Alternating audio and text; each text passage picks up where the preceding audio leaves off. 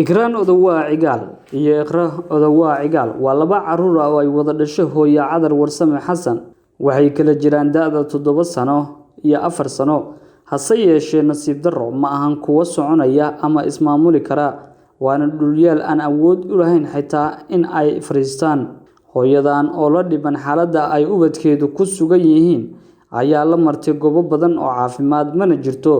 wax daawo ah oo u heshay in ay ka sinaayeen dhaqaatiirta ay u goysay ma ahane in dalka dibadiisa meel aan ahayn waxba looga qaban karin hooyo Cadar Warsame Xasan ayaa ka codsatay ummadda Soomaaliyeed inay ku garab istaagaan xaaladda caafimaad ee ubadkeeda ayna caawiyaan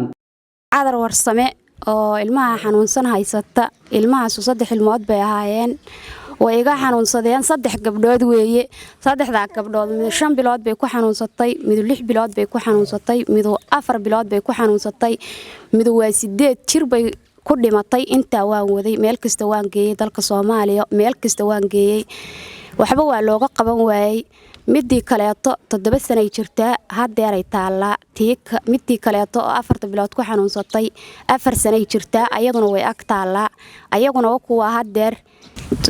ummadda Soomaaliyeed waxaan ka codsanayaa in la ii gurmado oo ilmahaas wax la iigu qabto ilaahay baa wax qabasho leh qofkii awooda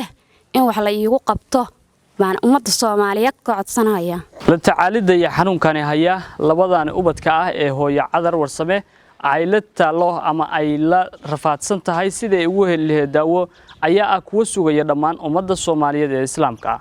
si ay garab ugu siiyaan si ay u helayeen ubadkani dhibaatada xooggan haysto Ahmad Bashir Isaan Maal Xilif Soyal TV Abdullah